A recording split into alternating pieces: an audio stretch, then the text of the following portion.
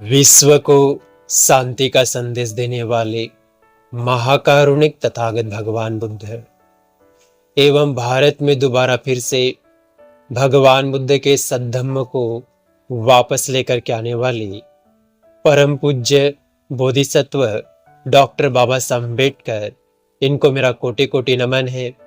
आप सभी साथियों को नमो बुद्धाय, मैत्री पुंज जय भीम। मिलिंद प्रश्न, इस बुक के अंश के कुछ हिस्सों को, इस बुक को आज हम पढ़ेंगे और जानेंगे कि किस प्रकार से इसमें प्रश्न उत्तर के माध्यम से भगवान बुद्ध के धम्मों को समझाया, बताया और पढ़ाया गया है। इसकी शुरुआत होती है एक पूर्व काल की कथा से। पूर्व जन्म में जब काश्यप सम्यक संबुद्ध हुए थे, उस समय उनके संघ में बहुत सारे भिक्षु थे और उनके यहाँ पे बहुत बड़ा विहार हुआ करता था, बुद्ध विहार हुआ करता था।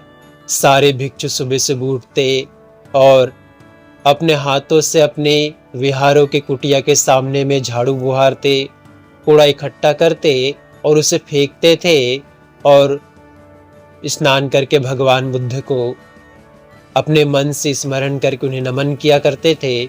नित्य क्रम हुआ करता था।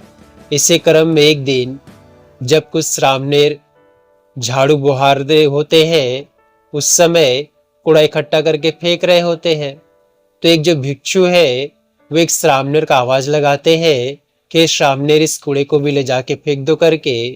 वो श्रामणेर सुनकर भी अनसुना कर देता है। वो भिक्षु दूसरी बार भी कहते हैं, तीसरी बार भी कहते हैं, उनकी बातों को नहीं सुनता श्रामणेर। तो क्या करता है भिक्षु, कहता है ये विनय का उल्लंघन कर रहा है करके, इसलिए वो जो झाड़ू से बुहार रहे थे उसी झाड़ू को पकड़ के उसको मारने लगे। तो वो श्रामणेर रोते हुए उस कूड़े को उठाता है, उठा करके संकल्प लेता है कि मैं बुद्ध के शासन में, काश्यप सम्यक के शासन में जो ये पुण्य कर रहा हूँ, विहार को बहारने का, झाड़ू लगाने का, इस कूड़े को फेंकने का, इस पुण्य से मैं काफी तेजस्वी बनूं और काफी विद्वान बनूं।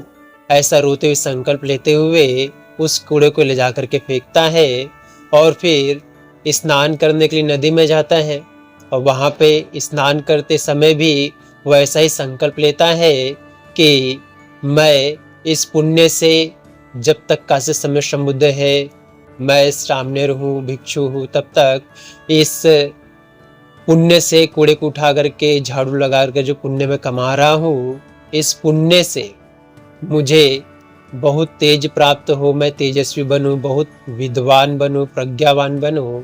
ऐसा संकल्प लेता है और वापस विहार के लिए आता है।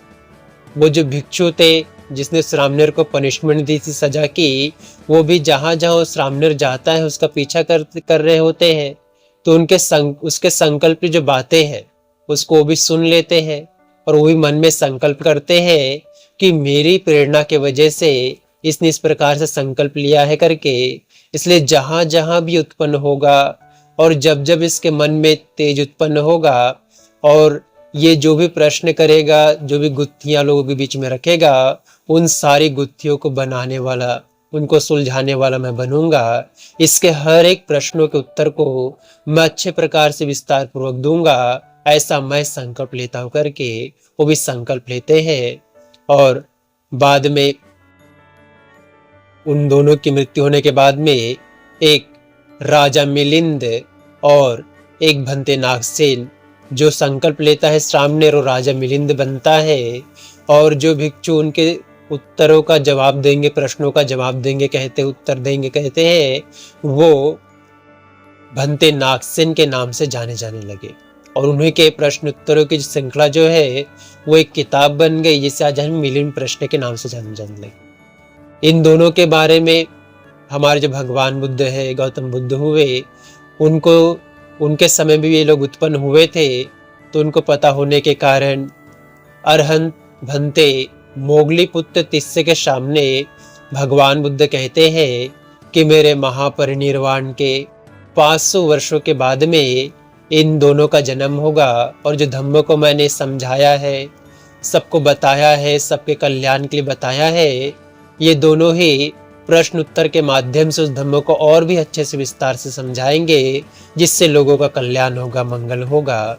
इस प्रकार से मिलिंद प्रश्न बुक की शुरुआत होती है, जहां राजा मिलिंद जो सागर नगर का राजा बनता है और जो उनका गुरु होता है, शामनर का जो गुरु जो पनिशमेंट देता है, वो नागसेन नामक भंते के रूप में उत्पन्न होते हैं और बाद में इस प्रकार से धम्म का प्रचार करते हुए वे दोनों ही अनंत अवस्था को प्राप्त करते हैं।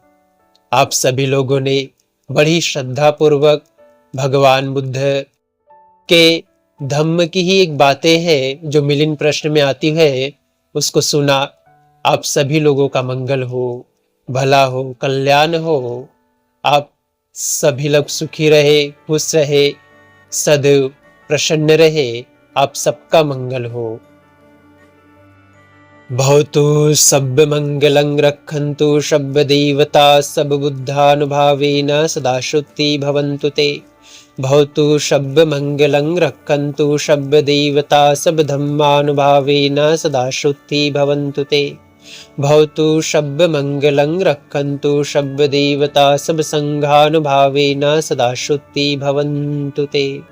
साधु साधु साधु।